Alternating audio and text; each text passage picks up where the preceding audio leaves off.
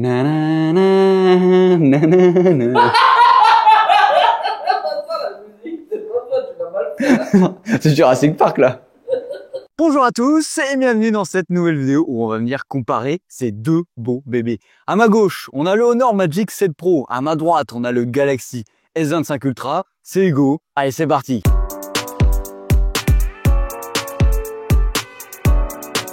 Bien sûr, comme d'habitude, n'hésite pas à t'abonner et à liker. Ça m'aide à faire ce genre de vidéos sur la chaîne et surtout à te les produire. Et ça, c'est hyper important. Au passage, n'hésite pas à t'abonner à l'Instagram de la chaîne où tu as déjà quelques comparatifs entre les téléphones en avant-première. Et ça, c'est juste bon. Alors, on est sur deux téléphones qui sont sortis sur la première partie de l'année 2025. Le premier en janvier, l'autre est encore en précommande pour une sortie officielle début février. Au niveau des prix, on est sur des prix très élevé, on est sur des ultra haut de gamme. Alors ici, les prix que je vais te donner, c'est pas les prix en comptant les offres, tous les offres de précommande, toutes les réductions que tu peux avoir sur chacun des deux sites. Pour le Honor Magic 7 Pro, compte 1300 € pour la version 12 Go de RAM et 512 Go de stockage. Pour le S25 Ultra, compte 1600 € pour la version 12 Go de RAM et 512 Go de stockage. Au niveau des couleurs, côté du Honor, on a beaucoup moins de couleurs que côté du S25 Ultra. Pour le Honor, tu vas retrouver le blanc, le noir et le bleu ciel. Côté S25 Ultra, tu as quand même pléthore de couleurs. Et oui, il y a pléthore de couleurs. Tu as le gris, le bleu, le noir, l'argent, le full black, la couleur verte et la couleur rose. Nous ici dans cette vidéo, on va se retrouver avec les deux couleurs noires, donc un équivalent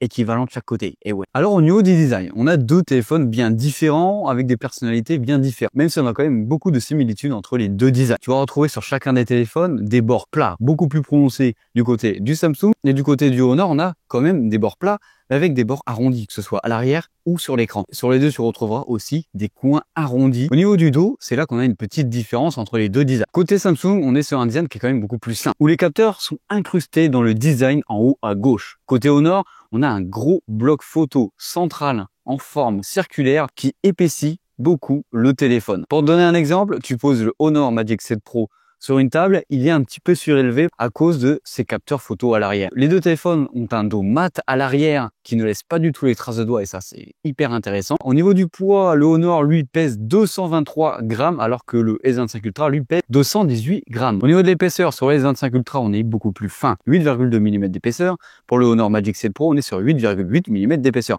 Bien sûr là on parle de l'épaisseur sans compter les capteurs photo à l'arrière. Alors du coup quelle est ma préférence au niveau du design? Je trouve que la prise en main du Honor est quand même beaucoup plus agréable en main. Parce qu'on a des tranches qui sont moins droites, quand même, mais moins droites, donc beaucoup moins perforantes dans la main. Bon, t'inquiète pas, tu vas pas saigner des mains en prenant le S25 Ultra. Mais hormis cela, c'est vrai que je préfère quand même beaucoup plus le design du S25 Ultra. C'est quand même un design qui est plus simple, plus passe-partout et qui est globalement beaucoup plus apprécié dans la rue par les gens qui ne sont pas trop fans de tech par exemple. Du coup maintenant niveau écran, on a deux beaux écrans sur chacun des téléphones. Les deux sont très bons. Le Galaxy S25 Ultra, c'est un écran que je connais, que j'apprécie déjà. Il est lumineux et très agréable au quotidien. Je retrouve énormément de similitudes avec le S24 Ultra. Mais côté du Honor Magic 7 Pro, t'as un écran quand même beaucoup plus flashy, beaucoup plus lumineux. De ce point de vue-là, je donnerais quand même un avis favorable à l'écran du Honor malgré sa définition inférieure au S25 Ultra. Côté Honor, t'as un écran de 6,8 pouces LTPO OLED de 1280 par 2800 pixels 120 Hz. Côté Samsung, tu as un écran de 6,9 pouces dynamique AMOLED avec une définition de 1440 par 30-20 pixels et toujours du 120. Comme tu as pu le voir affiché sur mon S25 Ultra, on a des blocs qui accompagnent cette vidéo. Des blocs, c'est quoi? C'est une banque créée par d'anciens cadres de Revolut et de Ledger. Ils sont là pour révolutionner la finance en combinant pour la première fois un compte crypto et un compte bancaire. Et tout cela dans une seule application. Tu as des échanges illimités entre crypto et euros, une carte Visa Premium sans restriction, des virements instantanés et un IBAN personnalisé et un cashback jusqu'à 1% sur vos paiements. Alors là, tu pourrais me dire, Hugo, pourquoi choisir Desblocs? Parce que c'est la première fintech agréée par la Banque de France et l'AMF qui viennent proposer cette fusion inédite bancaire. Et tu pourrais me poser une autre question, ils sont où mes fonds crypto? Les fonds crypto, ils sont totalement sous ton contrôle. Contrairement à d'autres plateformes, Desblocs ne possède pas tes cryptos.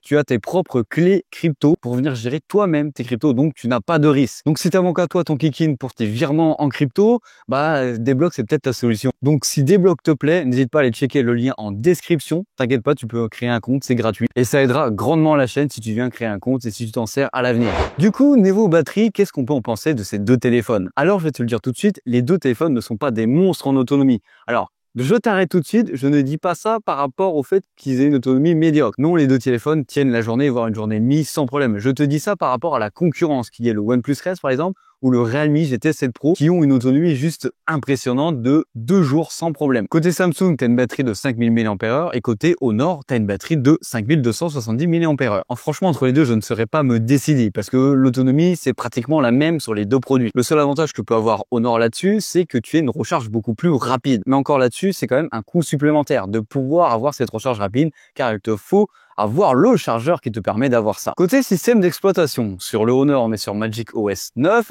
et côté Samsung, on est sur One UI 7. Alors je t'avoue que là-dessus, je vais pas être très objectif, donc je vais pas te donner mon avis sur l'OS parce que j'adore One UI et surtout que j'adore encore plus One UI 7 qui a apporté un vent de fraîcheur chez Samsung. Et là-dessus, je vous laisse en juger par vous-même. On a une approche quand même assez similaires de chaque côté, tous deux avec des fonctionnalités IA pour accompagner l'interface dans la personnalisation. Tu as quand même plus de possibilités côté Samsung pour la personnalisation, mais chez Honor, c'est quand même plus simple pour ceux qui ne sont pas fans de bidouillage. Alors, tu as quand même bien plus de fonctionnalités IA qui te servent au quotidien sur le téléphone Samsung, mais tu as des fonctionnalités équivalentes sur Honor. Par exemple, moi, je me sers quand même beaucoup plus des fonctionnalités qui sont intégrées à One UI 7 que Magic OS 9. Mais pour avoir plus d'informations sur le sujet, je t'invite à aller checker des vidéos dédiées sur chacun des produits, on en parle un petit peu plus. Alors maintenant, on va parler de ce qui peut intéresser le plus la photo sur son téléphone. Côté Honor, on a un capteur principal de 50 mégapixels, un ultra grand angle de 50 mégapixels, un téléobjectif 200 mégapixels avec un zoom optique x3 et un zoom numérique x100. Côté selfie, on a un 50 mégapixels et en plus de ça, Honor met en avant un fond, leur zoom IR, ce qui en gros revient travailler la photo lorsque tu as pris un zoom et des fois ça rajoute des éléments qui ne sont pas dans la vraie vie, mais ça rend joli. Côté Samsung, tu as un capteur principal de 200 mégapixels, un ultra grand angle de 50 mégapixels, un téléobjectif périscope de 50 mégapixels zoom optique x5, un autre téléobjectif zoom optique x3 et une caméra selfie de 12 mégapixels. Et là-dessus, je vais te laisser juger les deux téléphones en photo et en vidéo pour savoir qui, selon toi, est le meilleur.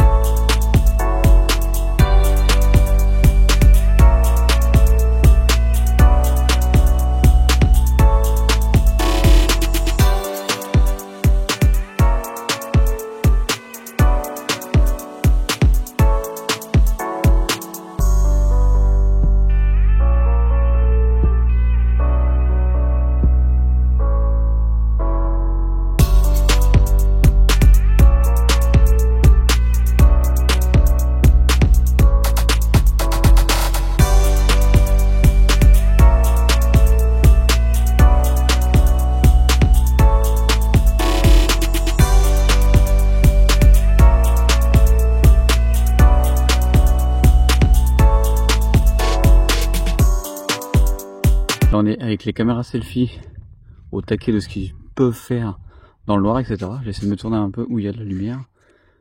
Ouais, donc tu as un peu d'éclairage sur moi. On va descendre par là tout simplement. Et tu peux voir des résultats totalement différents quand même entre les deux. Donc c'est assez intéressant. Là, on est vraiment dans la pénombre, hein. Il y a vraiment presque plus du tout de lumière. Je vais aller jusqu'au lampadaire qu'on a là-bas pour avoir un petit peu plus d'éclairage. Normalement, tu devrais le voir là sur le téléphone que ça commence un petit peu à changer l'éclairage. Là, je suis totalement sous le lampadaire. Là, on est parti pour une vidéo 4K 60 images par seconde dans le noir. Là, ça va, heureusement qu'on a un petit éclairage. On va tenter un petit zoom x2. Ok. On va avancer vers l'éclairage.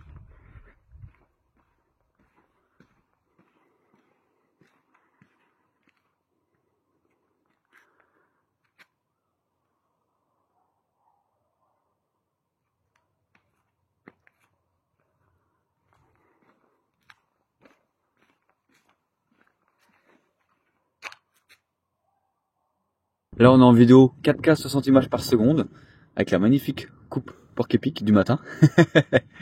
Alors, dis-moi ce que t'en penses, franchement. Moi, tu sais que j'apprécie beaucoup la vidéo des téléphones Samsung. surtout la caméra selfie, que je la trouve de mieux en mieux. Et là, j'essaye pas du tout de t'influencer, t'inquiète pas. C'est à toi d'en juger. Alors aujourd'hui, il fait pas très beau. Le soleil, normalement, il est là-bas, il est derrière moi. Malgré les nuages, il est vers là-bas, normalement. Donc n'hésite pas à me dire ce que t'en penses. Déjà, la couleur de la veste, par exemple. Ok. Mes cheveux qui se balancent au vent. Et surtout ma tête. On est parti pour une vidéo extérieure 4K 60 images par seconde. Ok. On va aller voir les poteaux qu'on a juste ici. Ok, nice. On va aller là-bas. On va aller chercher le zoom x3. Hop, je le calibre de côté du haut nord. Ok. On va chercher zoom x5.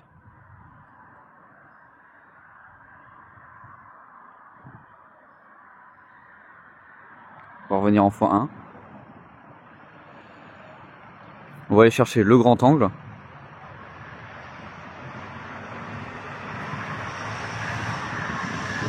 On retourne en x1. On va aller chercher l'arbre là-bas en zoom x10.